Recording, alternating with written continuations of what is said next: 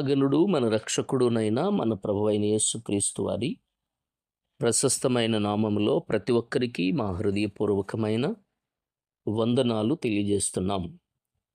ప్రతిదినం ఈ విధంగా ప్రభువుని స్తుతించి దేవుని నామాన్ని కనపరిచి ప్రభు స్తోత్రము చెల్లిస్తూ నిత్యము కూడా ఆరాధనకు యోగ్యుడైనటువంటి దేవునిని మనసారా స్తుతించే భాగ్యము ప్రభు మనకు అనుగ్రహించారు. దావీదు అంటాడు కదా, ఉదయకాలమున కంఠస్వరము నీకు వినబడుతుంది, నేను ప్రార్థనను సిద్ధము చేసి ఉంచాను అని మాట్లాడతాడు. ఈ రోజున ప్రతి ఒక్కరి జీవితంలో కూడా అనేకమైనటువంటి కలవరాలు, అనేకమైన కన్నీళ్ళు, ఎక్కడ చూద్దామన్నా కలవరాలతో కన్నీళ్లతో బాధించబడుతున్న వాళ్ళు లోకంలో కనబడుతున్నారు మనకి. మానవుని జీవితంలో ఏదొక సమస్య, ఏదొక బాధ. కాబట్టి దేవుడు ఏం చెబుతున్నాడు అనంటే, నీ కలవరాన్ని, నీ కన్నీటిని ఆయన నాట్యంగా మారుస్తాను, నాట్యంగా చేస్తాను అని మాట్లాడుతూ ఉన్నాడు. నీ జీవితంలో ఎదుర్కొంటున్న ప్రతికూల పరిస్థితులన్నీ కూడా ఆశ్చర్యకరంగా, అద్భుతకరంగా దేవుడు మార్చగలడు అనే విషయంలో సందేహం లేదు. ప్రియులరా, ఇమానుయేల్ ప్రార్థన గృహ పరిచర్యలు, ఇమానుయేల్ ప్రేయర్ హోమ్ మినిస్ట్రీస్ కొరకై మీరు ప్రార్థన చేయండి. వీక్షిస్తూ మీ ఫోన్ల ద్వారా మాకు మీరు పొందుతున్న మేలులు, మీ సమస్యలు తెలియజేస్తున్న దానిని బట్టి మేము మీ కొరకు ప్రార్థన చేస్తున్నాము. దాన్ని బట్టి దేవునికి మహిమ, ఘనత, ప్రభావాలు ఆయనకే చెల్లునుగాక. రండి ప్రియులరా, దేవుని వాక్యాన్ని మనం ధ్యానం చేసుకుందాం. పరిశుద్ధ గ్రంథంలో నుంచి యోహాను సువార్త 14వ అధ్యాయము 1వ వచనం నుండి మనం వాక్యాన్ని చదువుకుందాం. మీ హృదయమును కలవరపడనీయకుడి, దేవుని యందు విశ్వాసముంచుచున్నారు, నాయందును విశ్వాసముంచుడి, నాయందును విశ్వాసముంచుడి అని ప్రభు మాట్లాడుతున్నాడు. దేవుని యందు విశ్వాసముంచుడి, నాయందును విశ్వాసముంచుడి. మనం గమనిస్తే గనుక మీ హృదయమును కలవరపడనియొద్దు, మీ హృదయములను కలవరపడనియొద్దు. ఈ రోజున చాలామంది కుటుంబాలలో కలవరాలు, చాలామంది జీవితాలలో కలవరాలు. ఎక్కడ చూద్దామన్నా కలవరమే. ఏ కుటుంబాన్ని చూద్దామన్నా నెమ్మది లేని పరిస్థితి, ఏ కుటుంబాన్ని చూద్దామన్నా నెమ్మది దొరకని స్థితి. ఈరోజు మనం ఆలోచన చేస్తే కలవరాల మధ్యలో, కన్నీళ్ల మధ్యలో నువ్వు నలిగిపోతున్నావేమో. ప్రభువు నిన్ను ప్రేమిస్తున్నాడు. నీ కన్నీటికి కారణం, నీ కలవరానికి కారణం ప్రియులరా, అది ఏదైనప్పటికీ ప్రభు ఆయన అద్భుతంగా మారుస్తాడు. ఆశ్చర్యమైన కార్యాలు, అద్భుతమైన కార్యాన్ని ప్రభు మన జీవితాల్లో చేస్తాడు. అందుకే యోబు అంటాడు, 21వ అధ్యాయం యోబు గ్రంథం 4-6 వచనాలు మనం చదివితే, నేను మనుషుని గురించి మొరపెట్టుకొనునా, లేదా గనుక నేను ఎలా ఆతురపడకూడదు? నన్ను తేరి చూచి ఆశ్చర్యపడుడి, నోటి మీద చెయ్యి వేసుకున్నడి. నేను దాని మనసునకు తెచ్చుకుని ఎడల నాకేమి తోచున్నది? నా శరీరమునకు వణుకు పుట్టుచున్నది అని మాట్లాడుతున్నాడు. అంటే నేను మనుషుని గురించి మొరపెట్టుకోనా, లేదా కనుక నేను ఎలా ఆతురపడతాను?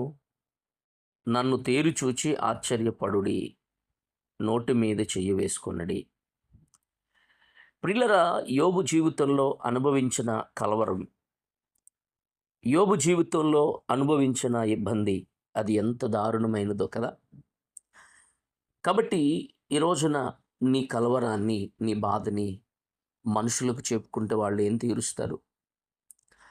నువ్వు చెప్పవలసింది ఎవరికీనంటే యేసయ్యకి చెప్పాలి. ఈ రోజున ప్రియులారా, నీ జీవితాన్ని ఒక ఉన్నతంగా ఆయన మార్చే దేవుడాయన. కన్నీళ్లలో అందుకే భక్తుడు దావీదంటాడు గదా! నేను మరణమై స్మరణకు రానివాడినయ్యాను. ఓటికుండ వంటి వాడనయిపోయాను. అనేకులు నన్ను చూసి వేలన చేస్తా ఉన్నారు అని మాట్లాడతాడు.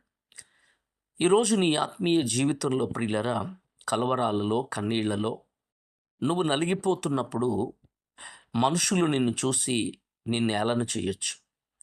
మనుషులు నిన్ను చూసి నవ్వుకోవచ్చు. నీ బాధను చూసి, నీ ఇబ్బందిని చూసి వాళ్ళు అరే బాగా జరిగిందిలే అనుకోవచ్చు. కానీ ప్రభువు అంటాడు గదా! నీ కలవరానికి, నీ కన్నీళ్లకు నువ్వు ఉంచవలసిందేంటో తెలుసా? విశ్వాసముంచుడి. మీ హృదయములను కలవరపడనీయకుండా దేవుని యందు విశ్వాసముంచుడి అని మాట్లాడుతున్నాడు. ఇక్కడ మనం గమనిస్తే రెండవ వచనంలో యోహాను సువార్త 14:2లో నా తండ్రి ఇంట అనేక నివాసములు కలవు, లేని ఎడల మీతో చెప్పుదును, మీకు స్థలము సిద్ధపరచ వెళ్ళుచున్నాను. నేను మీకు స్థలము సిద్ధపరిచిన ఎడల నేనుండు స్థలములో మీరును ఉండులాగున మరలా వచ్చి నా యొద్ద నుండుటకు మిమ్మును తీసుకుని పోదును. నేను వెళ్ళుచున్న స్థలమునకు మార్గము మీకు తెలియనని చెప్పెను. ప్రియులారా, ఇక్కడ గమనించాలి. ప్రభు చెబుతున్నాడు, నా తండ్రి ఇంట అనేక నివాసములు కలవు, లేని ఎడల మీకు నేను చెబుతాను. ఎందుకంటే నేను మీకు స్థలము సిద్ధపరచ వెళ్ళుచున్నాను. నేనుండే స్థలములో మీరును ఉండులాగున నేనొచ్చి మరలా నేను మిమ్మల్ని తీసుకెళ్తాను అని మాట్లాడుతూ ఉన్నాడు. ఈరోజు మన ఆలోచన చేస్తే గనుక ప్రియులారా, యేసు ప్రభువారు చెప్తున్న మాట ఏంటి అనంటే, మన జీవితంలో కలవరాలలో, కన్నీళ్లలో కాదు, ప్రభు వైపుకు నువ్వు చూస్తే గనుక, ఆయనను వెంబడిస్తే గనుక తప్పక నీ జీవితంలో కార్యం చేస్తాడు. కనుక ఆయనుండే స్థలములోనికి నేను తీసుకెళ్తాడు. అనేక నివాసములు కలవు, నేను మరలా వచ్చి నేను మిమ్మల్ని తీసుకెళ్తానని ప్రభు అన్నాడు.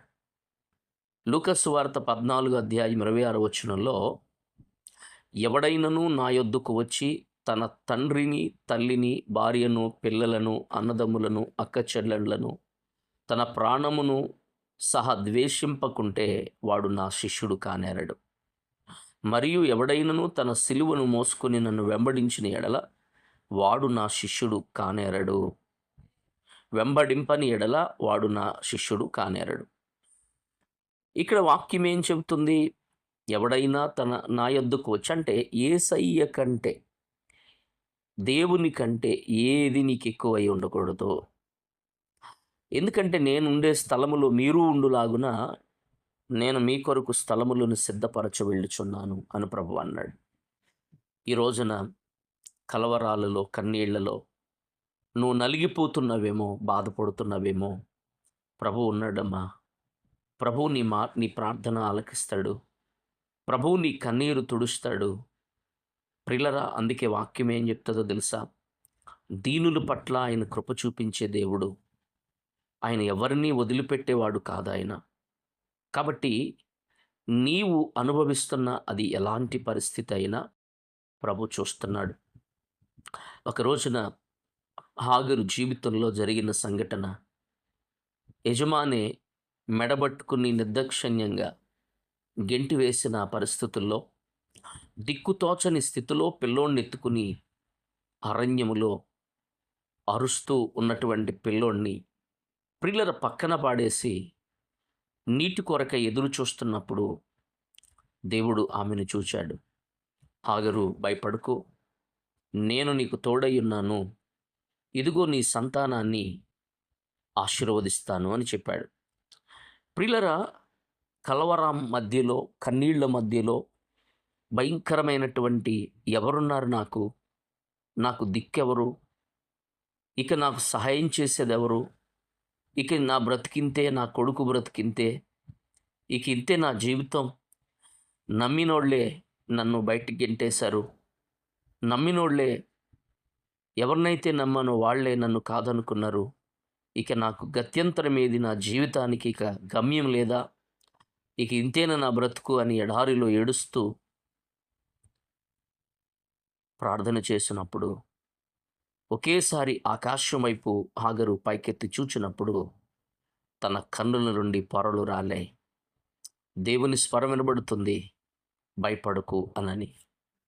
అప్పుడు హాగర్ అంటది కదా, అయ్యా నీవు చూచుచున్న దేవుడవు అని చెబుతుంది. ఎస్, ఆయన నిన్ను చూచేవాడు. ఆయన ఎవ్వరు నిన్ను చూడకపోవచ్చు, ఎవ్వరు నిన్ను పట్టించుకోకపోవచ్చు, అందరికీ నువ్వు ఏళనకరంగా ఉండొచ్చు, నిన్ను చూసి అందరూ నవ్వచ్చు.